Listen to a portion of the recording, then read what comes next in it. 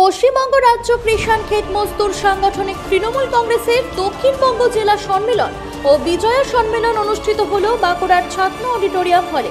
আজ রবিবার সকাল 11টা নাগাদ এই সম্মেলনে উপস্থিত ছিলেন পশ্চিমবঙ্গ রাজ্য কৃষাণ ক্ষেত মজদুর সাংগঠনিক তৃণমূল কংগ্রেসের সভাপতি ও প্রাক্তন মন্ত্রী পূর্ণেন্দু বসু, রাজ্য কৃষাণ ক্ষেত মজদুর সাংগঠনিক তৃণমূল কংগ্রেসের সহ সভাপতি ও ক্রেতা সুরক্ষা দপ্তরের রাজ্যের মন্ত্রী শ্রীকান্ত মাহাতো, বাঁকুড়া তৃণমূল সাংসদ অরূপ চক্রবর্তী, তৃণমূল বিধায়ক ফাল্গুনী সিংহবাবু, বাঁকুড়ার সাংগঠনিক জেলা কিষাণ ক্ষেত মজদুর তৃণমূল কংগ্রেসের জেলা সভাপতি শঙ্কর চক্রবর্তী, ছাতনার প্রাক্তন বিধায়ক ও রাজ্য তৃণমূল কংগ্রেসের সহ সভাপতি সুভাষিস বটবেল, ছাতনা তৃণমূল কংগ্রেসের ব্লক নেতৃত্ব সহ দক্ষিণবঙ্গের 19টি জেলার কিষাণ ক্ষেত মজদুর সাংগঠনিক তৃণমূল কংগ্রেসের জেলা সভাপতি ও সমর্থকরা।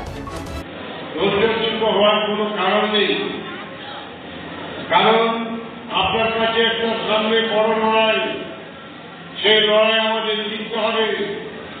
যে সমস্ত কৃষক সম্প্রদায়ের মানুষ বা আমাদের যে সংগঠনের মানুষ আছেন, আমি তাদেরকে অনুরোধ করব, আমি লোকসভা নির্বাচনে প্রতিদ্বন্দ্বিতা করেছি, এই কেন্দ্রতে এটা আমার মধ্যে ছিল, কিন্তু এই নির্বাচনের সময় আপনারা যেভাবে ঝাঁপিয়ে কাজে নেমেছিলেন, এইবার আমরা এই নির্বাচনে 12,000 ভোটে হারিনি, আমরা এই নির্বাচনে 10,000, 6,000 ভোটে জয়লাভ করেছি।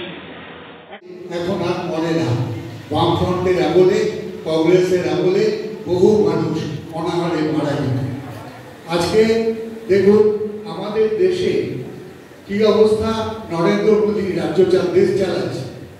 সেই নরেন্দ্র মোদীর আমলে প্রতি ঘন্টায় একজন করে কৃষক আত্মহত্যা করছে। তাহলে দেশের যে কেন্দ্রীয় সরকার, সেই সরকার এই আত্মহত্যা থামাতে পারছে না।